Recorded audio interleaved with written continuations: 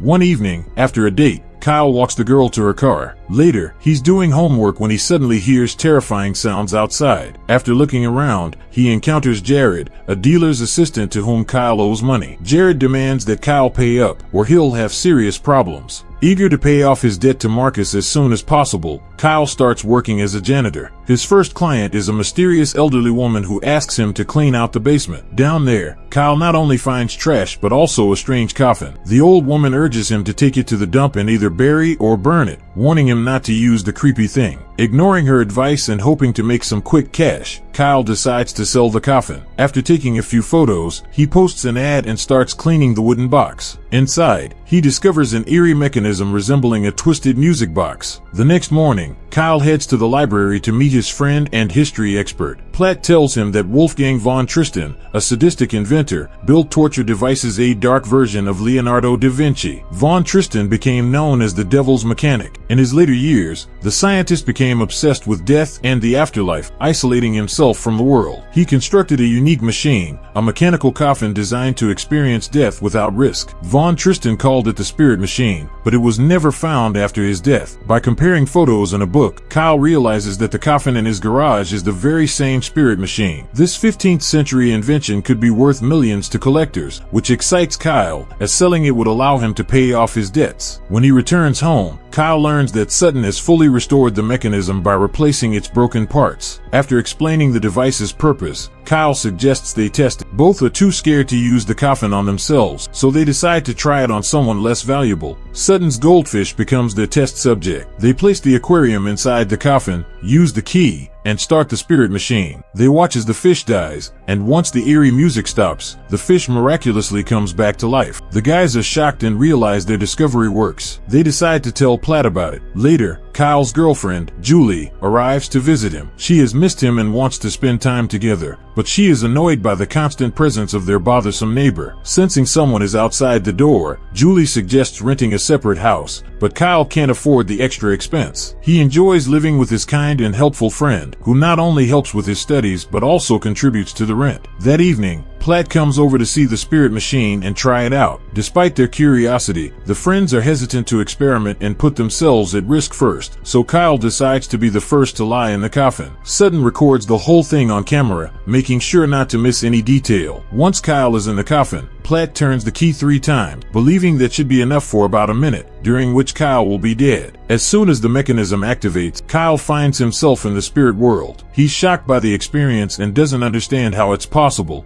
Platt sees his friend dead and starts to panic, but Sutton suggests they stay calm and wait for the music to stop. When it does, Kyle comes back to life and admits it was an amazing experience, one they should all try. Platt is still scared, but curiosity forces him to take the risk. He lies in the coffin second, and the friends activate the device for 1 minute so he can experience the incredible sensations after dying and temporarily entering the spirit world. Platt takes a walk through the night city. He doesn't know how to make the most of his new ability, so he just wanders aimlessly. On a railway track, he sees a train that could have run him over if he had a body. The train rushes past the frightened Platt, and he returns to his body still in mild shock. Being the smartest of the 3, Platt realizes that what they're experiencing are near-death experiences. While in the coffin, they come close to death's threshold but don't cross it, allowing them to return to their bodies. Inspired by his friend's stories and experiences, Sutton asks for help getting into the coffin. Platt thinks it's a stupid and dangerous idea, but the guy in the wheelchair ignores his warnings, hoping to figure out whether this is a dream or reality. Kyle writes a note and leaves it by the aquarium, asking Sutton to read it when he enters the spirit world and tell him what it says. Once Sutton is in the spirit world, he's pleasantly surprised to find that he can walk again. Mike controls the process but has to step away as his girlfriend arrives to visit. Trusting Platt to watch over Sutton, Mike meets Julie and realizes she has uncovered his financial scams. He had secretly been taking money from her credit card, leading to a huge argument between them as Sutton, now a spirit, watches them unnoticed. He follows Julie to her car, feeling a connection to her. He dreams of touching her face, but as the music stops, his spirit returns to his body. The friends ask Sutton to tell them about the contents of the note, but he ignores it. To prove that it wasn't just a dream, he reveals Mike's financial scams and how Julie kicked Platt's moped. Later, the friends discuss what happened and realize that not only could they be paid handsomely for such a fine, but they could also be killed to get their hands on the spirit machine. Platt begs them not to touch the coffin or use it until he's conducted some research. He feels he must understand why they enter the spirit world and how the device works. Meanwhile, Sutton decides to test if he can walk. The guy in the wheelchair briefly gets up but falls immediately, which deeply frustrates him. Later, Platt returns to the library to begin studying the device. On the doorstep, he notices a homeless person and decides to carefully avoid him. At one point, Platt hears movement behind him and turns around, speechless. To his horror, it's not a homeless person, but death itself appearing as Wolfgang von Tristan's mechanical corpse. Terrified, Platt rushes into the building and sees that the ghost chasing him has vanished. Meanwhile, the spirit of von Tristan appears to Kyle, but he doesn't think much of it. Later, Julie calls Kyle, suggesting they take a break from their relationship to figure things out and decide whether they should continue seeing each other. Trying not to fall into depression, Kyle decides to smoke but realizes that forbidden substances don't bring him as much pleasure as the coffin, which allows him to enter the spirit world. At the same time, Kyle decides to use the coffin again without telling anyone. After turning the key a few times for extra time, he enters the spirit world and takes a walk through the night city. Near a clothing store, he decides to follow its owner. This allows him to remain unnoticed and learn the safe code, alarm code, and entry door code, which could make him the perfect criminal. Waking up in his body, Kyle quickly prepares and heads out to commit the robbery. Using the codes, he easily sneaks inside without drawing attention from the police, stealing all the money and a revolver. Afterward, Kyle goes to Marcus to settle his drug debts and buy something stronger. Upon arriving at the trailer, he notices his car acting strangely, with the headlights and wipers turning on. Kyle panics, thinking that the spirits have started to haunt him, but it turns out to be a cruel prank by Marcus. The drug dealer offers Kyle some white powder, but he firmly refuses. Returning to his car, Kyle decides to smoke again but realizes it no longer gives him the same satisfaction as before. Furthermore, the constant smoking is damaging his health and teeth. At the same time, Sutton decides to use the spirit machine as well. In the afterlife, Sutton's ghost heads to Julie's apartment, secretly desiring his friend's girlfriend. Sutton sneaks into her place and watches her sleep. At one point, he kisses her, then returns to his own body. Julie feels a touch on her lips and wakes up confused about what happened. Back in his body, Sutton trains hard and notices Kyle coming home, hiding the drugs and revolver under his bed while studying the mad scientist's biography. With his invention, Platt realizes that the devil is hidden in the music. Continuing his research in the library and online, he notices that he's bleeding. The next morning, he calls Kyle to inform him that the secret of the coffin lies in the music, and its interval was banned by medieval churches because it was considered satanic. To continue his research, Platt needs to record the sound coming from the coffin and analyze it. He once again reminds the group that playing with the spirit machine is dangerous and asks them not to touch it until he arrives. In the evening, Platt visits his friends and checks on their well-being. Sutton and Kyle deny any changes in their behavior and don't mention their hallucinations. Platt notices that his friends are becoming obsessed with the coffin and its newfound power, but he begs them to resist the temptation. At one point, Platt decides to record the sound, but Kyle lies down in the coffin to return to the spirit world. He doesn't let his friends stop him and shows aggression. Once back in the afterlife, Kyle heads to Marcus. He sees that the drug dealer is shamelessly abusing his position. One of the customers lets Marcus take his girlfriend by force for the white powder, which disgusts Kyle, wanting to get revenge on Marcus and his accomplice. Kyle tracks down Jared to find out where they're hiding the drugs. Upon returning to the living world, Kyle confesses that he was at the gates of heaven and enjoys dangerous journeys. Platt is less optimistic, noticing the first horrific consequences of their curiosity. During another session, Sutton's fish dies, but he doesn't care. Sutton is eager to get into the coffin again and be a spirit, even if just for a few minutes. He heads to the afterlife and decides to visit the gym where Julie trains. He watches her not only in the ring but also in the shower, taking advantage of her being unaware. At that moment, Julie receives a call from Kyle asking to meet and try to make up. This triggers a fit of anger in Sutton, and he punches the box, discovering his newfound strength. When he returns to his body, Sutton lies to his friends, telling them he was at the movies. Platt and Kyle tease him, noticing that he's excited and clearly lying. At night, Platt returns to the library to study the music coming from the coffin. Analyzing the recording, he discovers an inaudible sound at low frequencies. This sound has incredible power and can affect living organisms. It likely killed Sutton's fish and is now doing the same to a fly. Platt realizes that one sound is not enough and that the coffin hides another secret, which is what allows it to affect people. The next morning, Kyle meets Julie at a cafe to tell her he's paid off the debt on her credit card. He tries to make amends, but Julie is unsettled by his aggressive attitude and the changes in his behavior. At the same time, Platt calls him to reveal that the spirit machine is a huge scam. It doesn't allow you to leave your body but simply kills your brain. While Kyle talks to Platt, Julie leaves, unwilling to continue the conversation. Upset by this, Kyle heads to the forbidden substance storage and steals its contents. Marcus and Jared find out the powder is missing and realize they're in big trouble, as they have no idea who could have stolen from them. Platt continues studying the spirit machine and begins to figure out how it affects the human body. Using a Livestream camera, he spots a needle mark on the back of the neck left by the tomb machine. At that moment, the spirit of death appears to him, continuing to haunt him. He realizes that his curiosity has led to tragic consequences and that this is just the beginning of the horror to come. Fearing the image of Von Tristan, Platt hides under the table, but then realizes it won't help. He decides to write Kyle a letter explaining the threat of the tomb. At that moment, Death attacks him again, forcing him to flee. As he runs, the malevolent spirit pushes him down the stairs, and he dies from his injuries. That evening, Kyle and Sutton can't wait for Platt and decide to continue their forbidden experiments with the tomb. Kyle suspects that their friend was right and the spirit machine is killing them, but he still takes the risk and lies down in the tomb to travel to the afterlife. Now a spirit, Kyle returns to Marcus's trailer and realizes that he and his accomplice have decided to make low-quality white powder to make money off its sale. Watching one of their clients, Kyle sees the deadly result but is powerless to stop it. Meanwhile, Sutton leaves his friend behind and heads to Julie. He plans to expose Kyle and gives her a gift where Kyle is hiding the forbidden substances. Sutton tells her Kyle will never be a good person and then confesses his love. Julie rejects him, not because he's in a wheelchair but because she sees him as a friend. The rejection makes Sutton angry, and he demonstrates the strength the ancient tomb has given him. The spirit journey has made him physically stronger, and he can walk again. Despite his persistence, Julie firmly rejects Sutton as she loves Kyle and only wants to be with him. After returning to his body, Kyle heads to one of Marcus's clients' houses,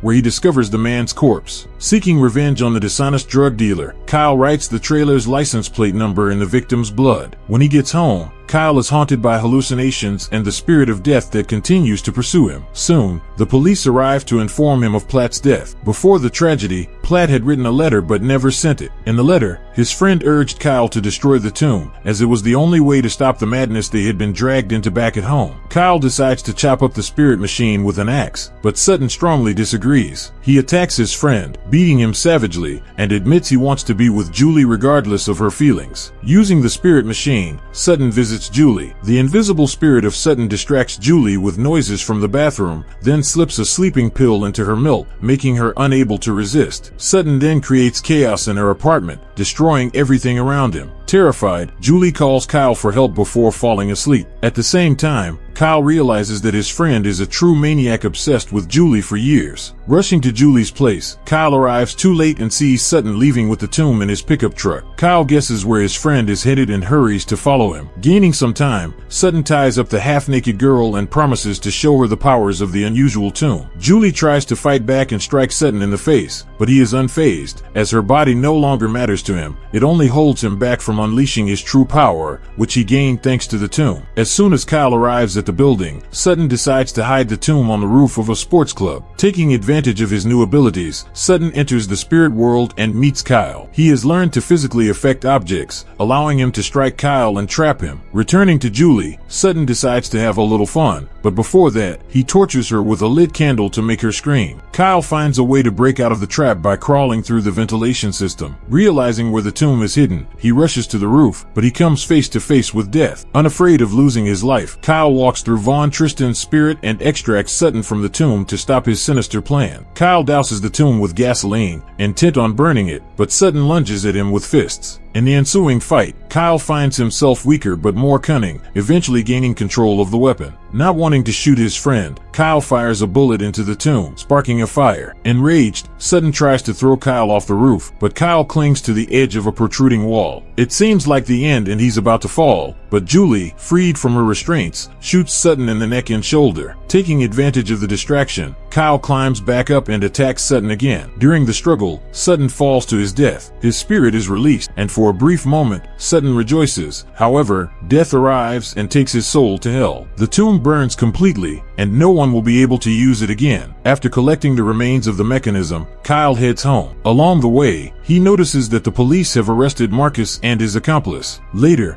Kyle decides to meet with the old woman to tell her she was right. Standing at the doorstep of her house, Kyle realizes the elderly woman is a spirit, cursed and trapped in this world. Now her mission is complete, and her soul is free, but Kyle must continue to protect the secret of the spirit machine. He will see death for the rest of his life, but he's ready to accept this as long as no one else has to suffer. The tomb offers incredible possibilities, but the cost is far too steep. Subscribe to watch more videos like this, leave a comment about your favorite movie, and we will make it next. Thanks for watching.